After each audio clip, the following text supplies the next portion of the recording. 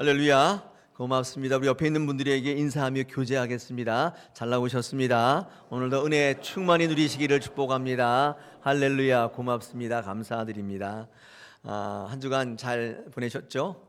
네, 또 어제 우리 국내 성지 순례를 갔다 왔는데 좀 피곤하실 텐데 오늘도 말씀으로 온 피로가 다 풀려나가시기를 축복합니다. 자, 우리 5월 들어서 믿음의 가정의 이야기를 나누는 주제를 가지고 또 하나님 말씀을 좀 같이 나누기를 원합니다. 오늘 첫 번째 시간으로 하나님과 사람에게 더욱 사랑스러운 예수라는 제목을 가지고 우리 가정주일인데 어린이 주일과 어버이 주일이 섞여 있거든요. 어린이 초점, 우리 아이를 자녀들 초점을 맞춰서 같이 좀 말씀을 나누고 우리의 신앙의 모범으로 또 사명으로 삼고자 합니다. 오늘 이 말씀은요, 성경에 기록되어 있는 예수님의 어린 시절의 유일한 말씀입니다. 예수님의 어린 시절이 성경에 잘 안 나와 있어요. 그래서 어떤 어린 시절을 보냈는지를 알 수 없는데 오늘 이 말씀을 통해서 예수님이 어떤 유년 시절을 보냈고 어떤 신앙을 이루었길래 또 메시아 사역을 그렇게 잘 감당할 수 있었는지를 알아보는 귀한 시간이 되겠습니다. 사랑하는 여러분, 여러분의 자녀들은 어떤 자녀가 되기를 바라십니까? 네, 어떤 자녀가 되기를 원하세요? 우리의 자녀들이 공부 잘하고 성공하고 또 사람들에게 인정받는 귀한 자녀가 되기를 원하지 않습니까? 자, 그렇다면 성경은 우리의 자녀들이 어떤 자녀가 되기를 원할까요? 오늘 52절에 보니까 이렇게 이야기하고 있습니다. 사람에게도 하나님에게도 더욱 사랑받는 아이, 이렇게 이야기하고 있습니다.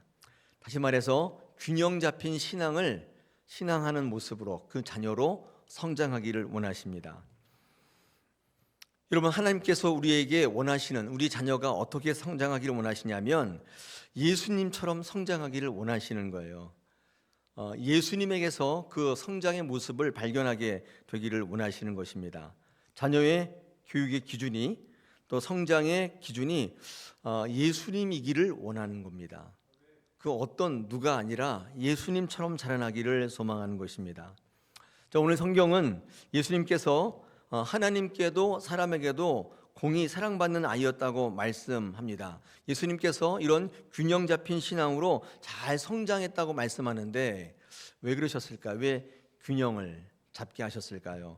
여기 굉장히 중요한 사실이 있는데 예수님께서 이후에 메시아 사역을 감당하실 때 힘과 동력이 되었습니다. 균형 잡힌 신앙. 사람에게만 사랑받는 게 아니라 사람들만 좋아해요. 그게 아니라 하나님에게만 또 사랑받는 애가 아니에요. 세상 사람들은 다 싫어해요. 그런 게 아니에요. 목사님도 좋아하는데 학교 선생님도 너무 좋아해요. 학교 가면 다 사랑하고 교회 오면 다 사랑해요. 이 균형 잡힌 신앙으로 성장하기를 원하시는데 이유는 한 가지입니다. 왜냐하면 예수님께서 메시아 사역, 하나님의 뜻을 받들어서 사람들을 구원하는 사역을 감당할 때 가장 필요했던 게 뭐냐면 균형 잡힌 신앙입니다. 이것을 이루시기 위해서 아마도 예수님이 이렇게 성장하게 하시게 하지 않았나 싶습니다. 자, 그렇다면 예수님께서 이런 균형 잡힌 신앙으로 성장할 수 있었던 이유, 동력이 뭘까? 오늘 본문에서 한 3가지 정도 같이 말씀을 나누고 여러분의 자녀에게 적용해 보시고 자녀 다 컸으면 손자들, 손녀들에게 한번 적용해 보시면서 우리 자녀들이 하나님의 뜻을 이루는 귀한 자녀로 성장하기를 소망합니다. 자, 첫째, 예수님이 균형 잡힌 신앙으로 성장할 수 있었던 가장 큰 힘, 동력이 뭐였냐? 저는 단연코 부모의 신앙의 영향력이라고 봅니다. 부모의 영향력, 부모의 신앙의 모범을 통한 영향이 굉장히 컸습니다. 그러니까 예수님의 균형 잡힌 신앙, 이후에 메시아 사역을 감당할 수 있었던 힘이 어디서부터 왔느냐? 이 신앙의 가정, 이 부모의 신앙으로부터 큰 영향을 받고 있다는 사실을 우리가 알 수 있습니다. 예수님의 균형 잡힌 신앙과 이 메시아 사역을 감당할 수 있는 이 신앙의 가장 큰 형성의 이유는 요셉과 마리아에게서 찾는 것이 맞습니다. 오늘 본문에 따르면 요셉과 마리아는 무엇보다도 성실한 예배자였다고 우리에게 말씀하고 있습니다. 오늘 41절에 보니까 뭐라고 되어 있냐면 그들은 해마다 6월절이 되면 예루살렘으로 올라갔다고 말씀합니다. 언제 올라갔어요? 해마다 올라갔다는 거예요. 여러분, 이것은 단순한 어떤 참여가 아니라 하나님의 중심의 삶을, 하나님 중심의 삶을 실제로 살아냈던 그들의 신앙의 모습을 단편적으로 이야기하는 것입니다. 해마다. 내가 원할 때마다 한 게 아니에요. 내가 하고 싶으면 한 게 아니에요. 해마다. 여러분, 해마다 할 수 있겠나요?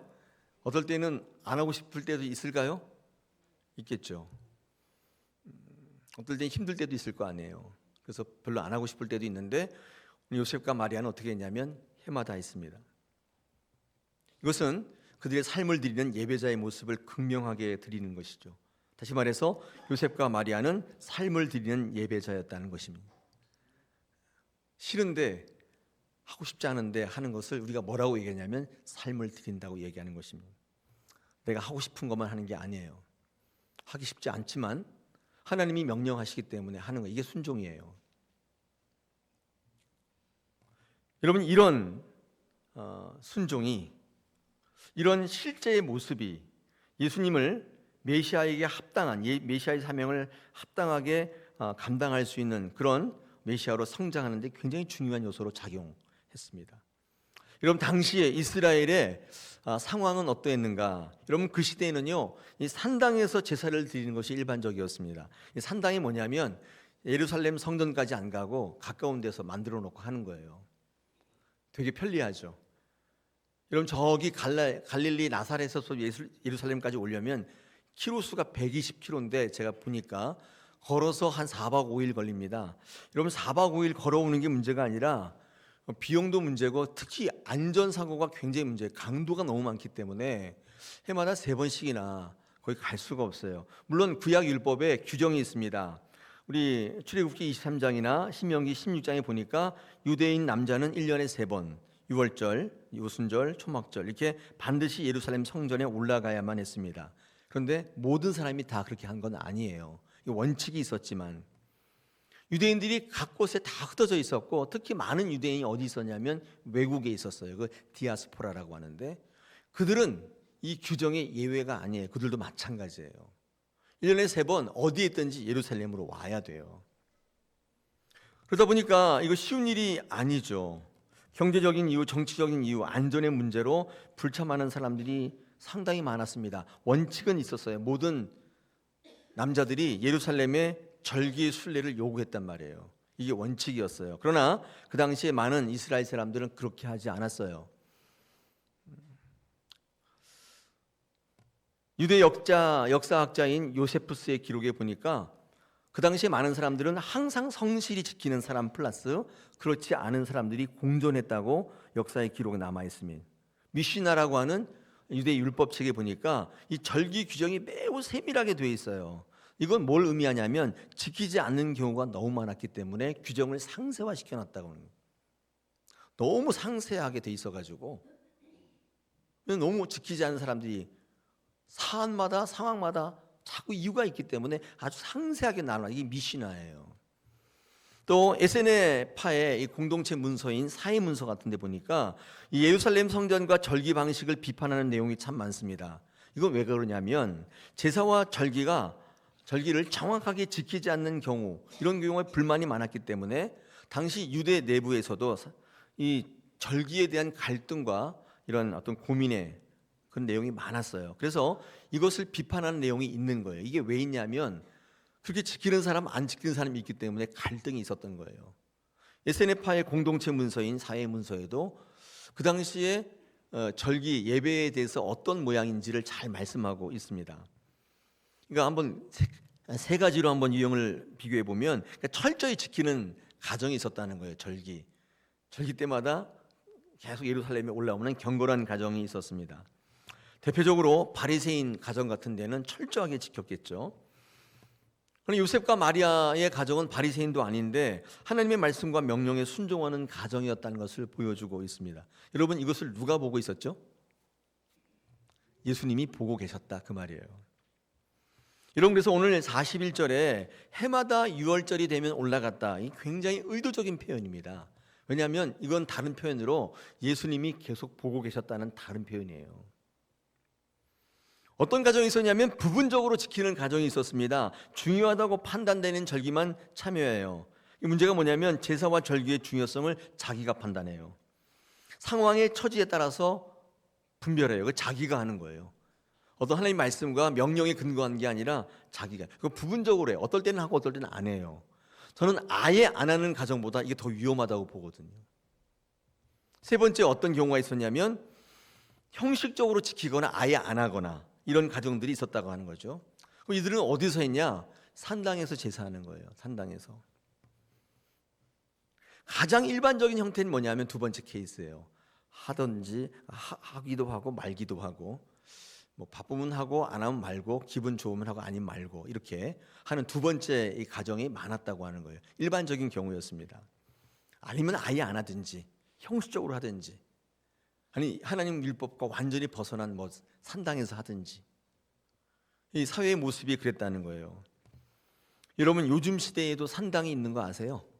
산당이 있습니다. 교회에서 예배 안 하고 딴 데 예배하는 분들이 있어요. 그게 뭐냐면 이런 거예요. 요즘의 산당은 성도들의 마음속과 머릿속입니다. 마음과 생각으로만 예배를 하면 된다고 생각하는 분들이 꽤 있습니다. 제가 만나본 분들 가운데 이런 분들이 있어요. 아유, 목사님 꼭 예배당에 가야 되나요? 저는 늘 생각하고 있습니다. 저는 늘 마음에 예배를 생각하고 있습니다. 이렇게 말하는 분들이 있어요.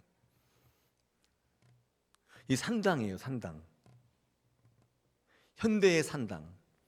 로마서 12장 1절 보여주십시오. 그러므로 형제들아, 내가 하나님의 모든 자비하심으로 너희를 권하노니 너희 몸을 하나님이 기뻐하시는 거룩한 산 제물로 드리라.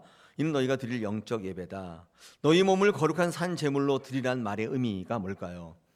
제가 지금 말씀드린 것처럼 현대의 많은 사람들이 마음만 있으면 된다고 여깁니다. 생각만 하고 있으면 된다고 생각해요. 잊어버리지만 않고 있으면 예배라고 생각합니다. 그래서 실제로 내 몸을 드리는, 즉 내 삶을 드리는, 내 시간을 드리는 헌신이 사라지고 있습니다. 하나님이 정말 기뻐하시는 예배가 뭐냐? 바쁜데 직장에서 일하면서 생각만 있으면 하나님이 받으시는 그런 예배일까요? 어떻게 생각하십니까? 오늘 로마서 12장 1절에서 사도 바울이 말하는 우리의 몸을 산 제물로 드리는 영적 제사라는 어떤 제사일까요? 성경에서 말씀하는 영적 예배란 마음만 드리는 예배라고는 성경의 흐름과 맞지 않죠. 여러분, 그렇다고 행위로만 드리는 예배도 맞지 않습니다. 성경은 늘 어떻게 얘기하냐면 내 마음과 몸을 함께 드리는 통합된 예배를 이야기해요. 이게 균형 잡힌 예배거든요. 그러므로 로마서 12장 1절의 핵심 의미, 몸을 드린다는 의미가 뭐냐? 왜 마음을 드리지 않고 몸을 드리라고 했는가? 우리의 삶을 원하시기 때문이에요. 우리의 마음을 원하시는 게 아니라 우리의 삶을 원해요. 삶이라는 게 어떻게 구체적으로 드러나냐면 우리의 시간, 우리의 물질, 우리의 원하는 거, 이게 우리의 삶이에요.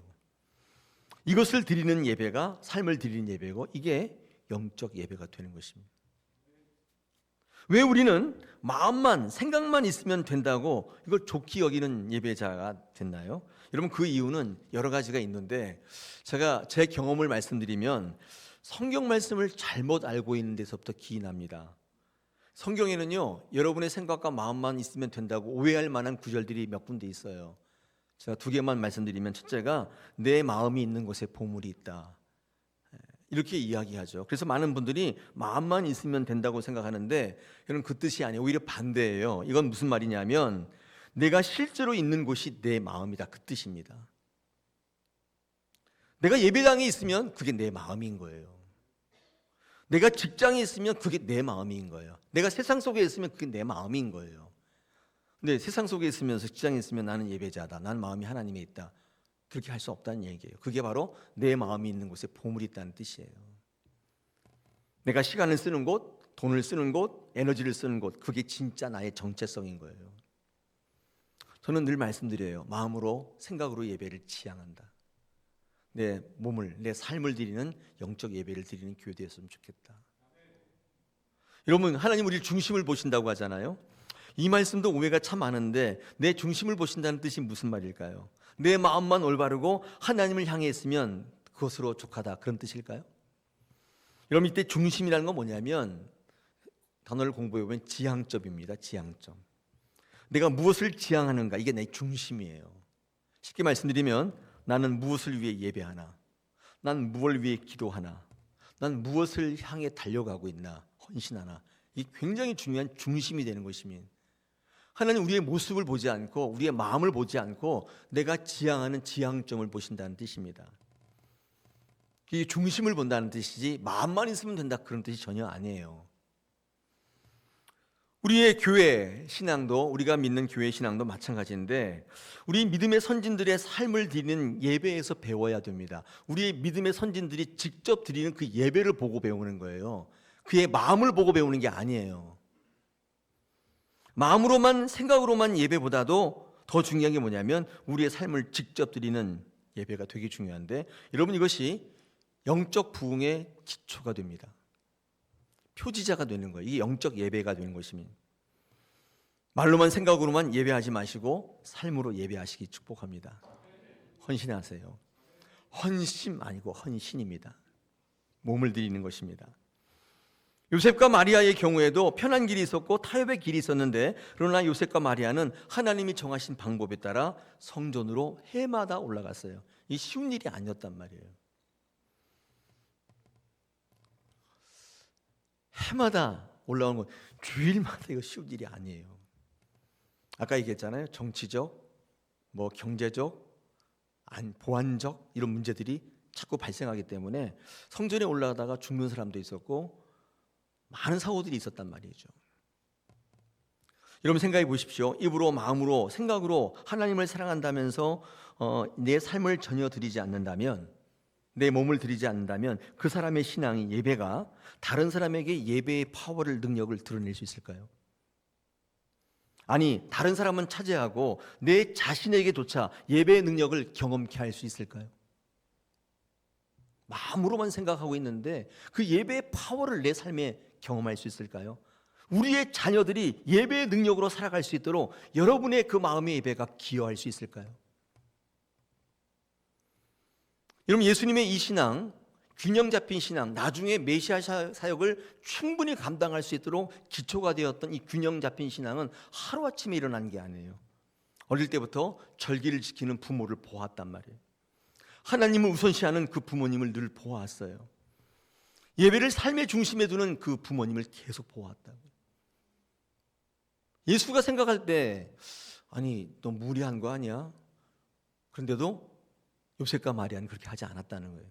여러분 그것이 예수님을 메시아로 만든 거예요. 그 모습을 보며 자란 것입니다. 자녀는 부모님의 가르침보다도 부모님의 삶의 모습을 보고 배웁니다. 제가 늘 말씀드리잖아요. 우리 자녀가 평생토록 깨끗한 폐를 가지고 살기를 원하신다면 자녀들 보는 앞에서 담배를 피우시면 안 돼요. 부모님은 피우는데 자녀들한테 피우지 말라 그러면 이게 안 먹혀요. 술을 마시면서 자녀들한테는 술 마시지 말라고 하면 안 되잖아요. 이게 부모님의 모습을 보고 배워요. 그래서 부모의 말을 듣기보다는 부모의 신앙을 복사하는 복사하기예요. 저희 자녀들이 다 컸어요. 이제 장성해서 다 컸는데 근데 가끔씩 대화할 때 보면 이런 얘기를 할 때가 언뜻 있는데 아빠도 그랬잖아 이런 얘기를 들을 때가 있어요. 아빠도 그때 그랬잖아 이런 얘기를 하는 거예요. 할 말이 없어요. 생각해 보니까 그런 것 같아요. 지금 아버지라고 나이 들었다고 멋지게 훈계하려고 했더니 그 아들이 아빠도 그랬잖아. 어떻게 해볼 수가 없어요. 여러분, 자녀의 신앙은 부모의 신앙을 본받는 것입니다. 내가 삶을 드리지 않는데 우리 자녀가 삶을 드리고 하나님께 쓰임받는 메시아는 아니어도 이 세상을 바꾸고 많은 사람들의 생명을 저는 영향력 있는 삶을 살기를 원하십니까? 그런 예배자가 되기를 원하십니까? 오늘 이 시간에 삶을 드리세요. 하나님께서 거룩한 산제사로 받으시고 영적 예배가 이 공동체를 부흥케 하고 여러분의 기업을 여러분의 가정을 살려낼 겁니다. 할렐루야. 여러분 두 번째로 이 예수님이 균형 잡힌 신앙을 이룰 수 있었던 그래서 메시아 사역을 잘 감당할 수 있었던 힘과 동력이 어디서부터 왔는가? 저는 하나님의 말씀이라고 생각하는데 다른 말로 표현해 보면 지혜입니다. 하나님 주신 지혜입니다. 여러분, 신앙은 하나님을 향해 자라나는 것입니다. 예수님의 신앙에는 부모님의 신앙과 더불어서 이 말씀이 큰 영향을 미치고 있다는 사실을 알 수 있습니다. 오늘 예수님께서 엄마랑 아빠랑 성전에 갔다가 엄마 아빠는 가는데 예수님이 중간에 아마 이렇게 샜던 것 같아요. 그래서 성전에 가서 율법 교사들과 대화합니다. 율법 교사들이 놀래요. 그 풀이와 그 지혜를 듣고 놀랍니다. 여러분, 12살짜리 아이가 율법 교사들 놀래게 해요. 하나님께서 그들에게 예수님에게 지혜를 주시는 거예요. 이 지혜가 임할 때 해안이 열리잖아요. 그래서 12살짜리가 뭐라고 하냐면 이렇게 얘기해요. 내가 내 아버지의 집에 있어야 할 줄을 알지 못하셨습니까? 이 12살짜리가 할 말이 아니잖아요. 근데 하나님의 지혜가 임하니까, 하나님의 말씀이 임하니까 이 사실을 알게 해요. 나는 하나님께로부터 있어야 한다. 하나님과의 관계가 정립이 되는 거예요. 여러분, 이것이 하나님께로부터 오는 지혜이고 말씀의 능력이라고 봅니다.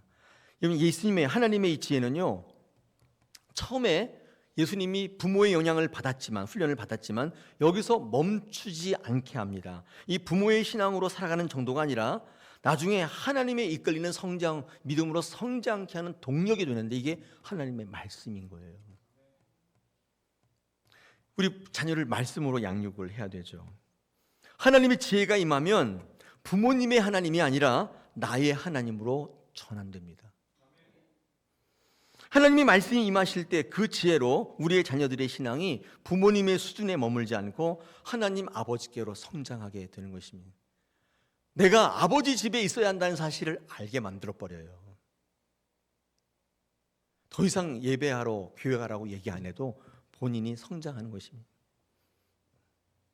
에베소서 4장 13절에 다음과 같이 말씀합니다. 우리가 다 하나님의 아들을 믿는 것과 아는 일이 하나가 되어 온전한 사람을 이루어 그리스도의 장성한 분량이 충만한 데까지 이르라, 이렇게 말씀하죠. 여러분, 장성한 분량이라는 게 뭐냐면 단순히 많이 아는 신앙, 열심히 하는 신앙을 의미하는 게 아니라 언제나 그리스도를 닮아가는 변화를 이야기하는 것일 겁니다. 그리스도의 충만한 데까지 이르는 건 뭐냐면 성품과 삶이 예수님을 닮아가는 거예요. 여기까지 성장하라고 말씀합니다. 부모님의 신앙을 본받는 수준으로 끝나는 게 아니에요. 말씀이 임하시기 시작하고 하나님의 지혜가 임하면 그 아이가 부모님의 신앙에서 성장해서 하나님의 마음을 아는 데까지 성장해버려요. 여러분, 이것이 예수님의 메시아 사역을 감당할 수 있던 근본적인 힘이 된 거예요. 우리의 자녀의 신앙의 시작은 부모의 신앙으로부터 내려오지만 하나님께로부터 오는 지혜는 성장을 이뤄내요. 장성한 분량에까지 이르게 해요. 그 아이가 생명을 전하며 주변 많은 사람들을 살리는 귀한 역할을 하게 되는 것입니다. 우리의 자녀들은 처음에는 대부분 부모님으로부터, 환경으로부터 시작돼요, 신앙이. 여러분, 거기에 머물러 버리면 그냥 빌려온 신앙이에요. 그런데 하나님의 말씀이 교회를 통해서 교육이 되어지고 정기적이며 규칙적으로 그 아이에게 먹이게 되면 성장하는데 기똥차게 돼요. 여러분, 우리 자녀를 그렇게 키우시고 다 컸는데요, 우리 손주들을 그렇게 키우셔야 돼요. 관여하셔야 돼요. 왜냐하면 시기가 딱 그 시기예요. 여러 번 말씀드렸는데 토라라는 말이 율법이란 뜻인데 히브리 말의 원래 뜻은 반죽이란 뜻이에요. 이상하죠? 왜 토라가 반죽이죠?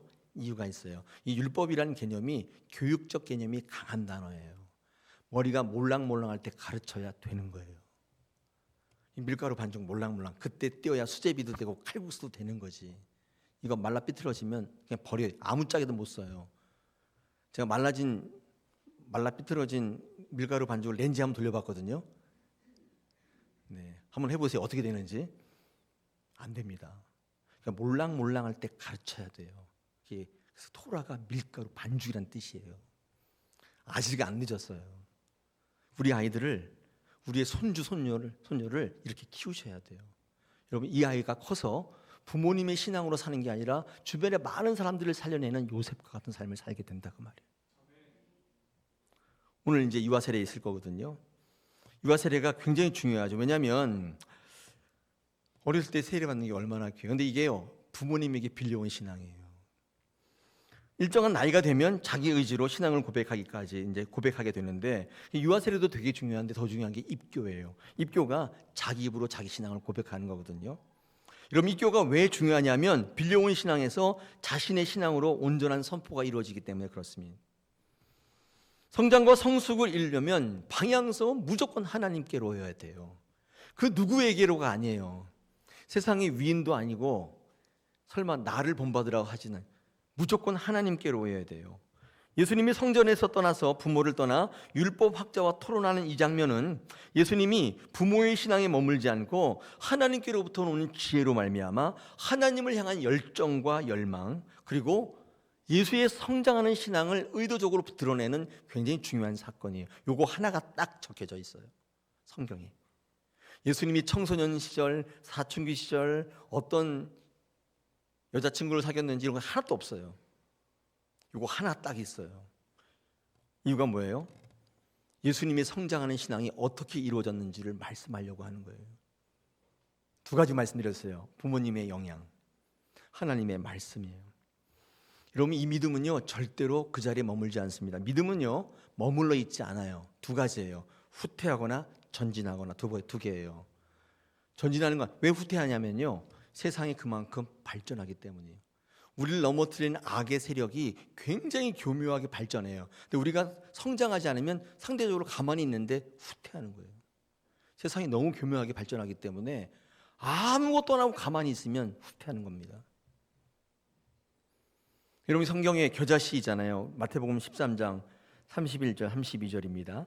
또 비유를 들어 이르시되 천국은 마치 사람이 자기 밭에 갖다 심은 겨자씨 하나를 같으니 이는 모든 씨보다 작은 것이로되 자란 후에는 풀보다 커서 나무가 된대요. 공중의 새들이 와서 그 가지에 깃든다고 되어 있습니다. 시작은 굉장히 작아요, 겨자씨인데. 그런데 이게 심어져서 큰 나무가 되어서 그늘을 만들고 많은 영향력을 미치게 된다. 여러분, 이게 천국 비유거든요. 천국은 겨자씨와 같다. 천국이 성장하는 거예요. 그래서 나중에 큰 나무가 되어서 많은 사람들이 그 그늘에 깃들게 만들어요. 절대로 머물러 있지 않습니다. 성장해야 되는 것입니다. 믿음은 크기의 문제가 아니라 영향력의 문제예요. 살아있는 믿음이라면 반드시 자라나게 돼 있어요. 여러분 자녀를 그렇게 믿음의 아이로 키우시기를 축복합니다. 할렐루야. 여러분, 예수님의 균형 잡힌 신앙의 세 번째 동기가 있습니다. 이유가 있는데 이게 되게 중요한데, 여러분, 제가 이것을 순종이라고 이름을 붙였습니다. 순종. 순종은요 균형 잡힌 신앙을 이루고 나중에 메시아 사역을 감당할 수 있는 큰 신앙으로 성장케 합니다. 여러분, 오늘 성전에서 예수님의 모습 보고 놀라셨죠? 그죠? 한마디로 말하면 예수님 뭐예요? 뭐예요? 네? 행방불명이 아니라 성전에 찾았잖아요. 찾았는데 찾았을 때 예수님 모습 보니까 천재예요. 에? 끝내주는데 우리 아이가 천재였단 말이야, 이런 거죠. 그러면 어떻게 돼야 돼요? 보통 영재학교에 보내야죠. 장신대에 보내든지 박사 과정을 이렇게 드리든지 뭐 해야 돼. 아니 12살짜리 아이가 하는 말 들어보니까 율법학자들이 깜짝 놀라는 거예요. 그런데 성경에 보니까 어떻게 됐어요? 51절에 뭐라고 되어 있어요? 예수님과 함께 내려가서 나사렛에 이르렀다고 되어 있어요. 그러니까 다시 고향으로 돌아간 거예요. 그렇죠. 그리고 그 다음 절에 보니까 순종하여 받드시더라 이렇게 되어 있습니다. 저는 깜짝 놀랐어요. 천재인데, 탁월한데 입증됐잖아요. 이 천재성, 탁월함을 키워줘야 될 거 아니에요. 근데 왜 그 깡촌 나사렛으로 다시 가는 걸까요? 생각해보면 이상합니다. 제가 말씀 묵상할 때 이 점이 굉장히 이상했어요. 탁월한 아이거든요.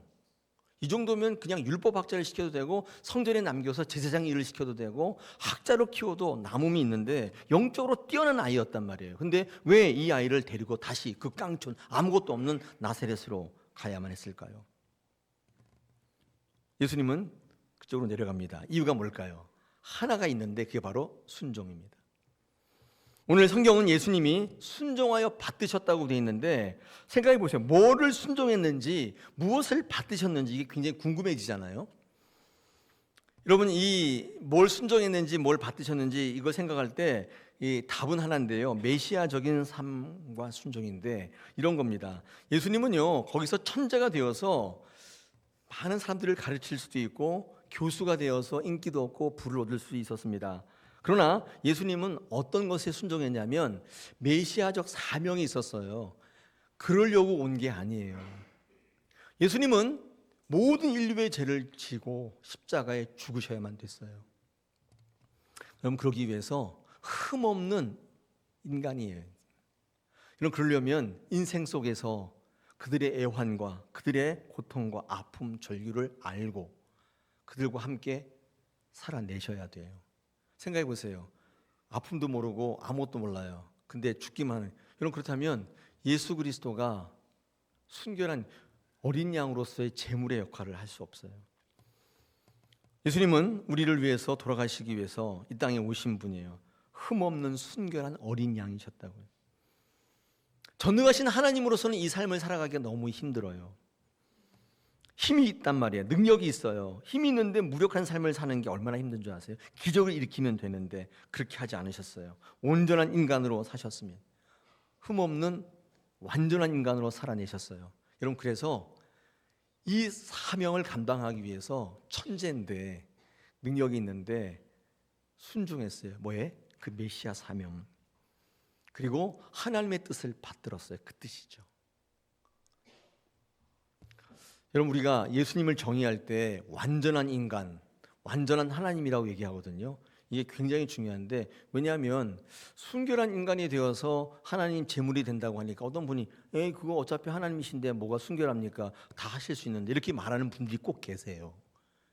그래서 예수님이 완전한 인간이라는 사실을 우리의 신앙의 전통에서 고백해요. 또한 완전한 인간이시지만 또한 하나님이신 것을 동시에 고백한다고요. 그래야 예수님의 이런 모습이, 이런 순종이 우리에게 구원의 메시지가 되는 거예요. 우리도 예수님의 삶을 본받을 수 있다, 그 말이에요. 그래서 예수님께서 나사렛으로 내려가신 것은 부모님께 효도하는 게 아닙니다. 예수 그리스도께서 하나님의 사람이 되셨고 인간의 질서 안에 들어오셨고 그 속에서 순종하신 것입니다. 하나님께 순종하니까 사람에게, 부모에게 순종할 수가 있게 되는 것입니다. 자신을 향한 하나님의 뜻을 알기 때문에 당장의 유익에 따라 산 것이 아니라 하나님의 뜻을 생각하며 거기에 순종하는 삶을 선택하셨습니다. 이후로 많이 힘드셨어요. 어려운 가정에서 소년 가장으로 많은 동생들을 먹여 살리면서 더욱더 처절하게 낮아지셨어요. 여러분, 천재성보다 더 중요한 게 뭐냐? 그게 바로 순종입니다. 순종이 그를 하나님의 사람으로 끌어올리고 하나님께서 그를 높여주시는데 가장 중요하게 사용되어진 하나님의 기준입니다. 여러분, 그러므로 우리는 하나님을 향하여 순종할 때 하나님께서 주시는 환경 속에서 최선을 다할 수 있게 되고 그것을 통해 많은 영광을 하나님께 돌릴 수 있고 의미 있는 인생을 살 수 있습니다. 그러므로 드러남보다도 겸손하시고 사역보다 먼저 순종하시고 능력보다 먼저 기도하셔야 됩니다. 이게 예수 그리스도의 삶을 본받는 거죠. 예수님은 12살에 드러났지만 30살까지 숨겨진 순종 속에 살아가셨습니다. 예수님은 능력이 있었지만 기다리셨어요. 자기의 때를 고집하지 않으셨습니다. 예수님은 드러낼 수 있었지만 숨으셨고 사람들이 인정하는 자리보다 하나님이 원하시는 자리를 선택했습니다. 독립할 수 있었지만 순종하셨어요. 자유보다도 순종을 선택하셨어요. 여러분, 순종은 억지로 되는 게 아니라 좋은 관계 속에서 이루어집니다. 여러분, 예수님의 순종은 부모 때문이 아니에요. 하나님 때문이에요. 이 균형 잡힌 신앙이 궁극적으로 예수 그리스도의 메시아 사역을 완성시키신 거예요. 여러분, 하나님께 순종할 때, 그럴 때 하나님과의 관계를 세워주시고 또 사람과의 관계를 세워주시는 줄로 믿습니다. 오늘도 우리는 이 삶의 자리를 통해서 하나님께 나가기를 원합니다. 우리 이 신앙을 본받아야 될 텐데, 그렇죠? 우리 자녀들을 하나님이 쓰시는 귀한 자녀들로 성장시켜야 될 텐데 어떻게 가능할까요? 우리는 치우칠 수밖에 없어요. 삶과 신앙이 있는데 이 두 개를 균형을 잡는 게 거의 묘기와 같다 그랬잖아요. 한 발 잦은 거 찾는 거 묘기예요. 그런데 반드시 균형을 잡으셔야 돼요. 치우치는 건 쉽습니다. 확 치우쳐버리면 예수를 완전히 믿어서 교회 살든가 아니면 아예 안 다니고 세상 속에 하든가 쉬워요 이게 더. 근데 균형을 딱 잡으려면 되게 어렵습니다. 예수님은 사람에게도 하나님에게도 공히 사랑받는 균형 잡힌 신앙, 부모의 영향을 통해서 말씀을 통해서 그의 순종을 통해서 그 사역을 이루어내셨습니다. 우리 교회가 우리의 자녀가 그래야 할 줄로 믿습니다. 오늘도 이 말씀을 통해서 여러분의 자녀, 자녀손들 그리고 내 자신이 하나님 앞에 정말 귀한 하나님의 자녀가 되시기를 축복합니다.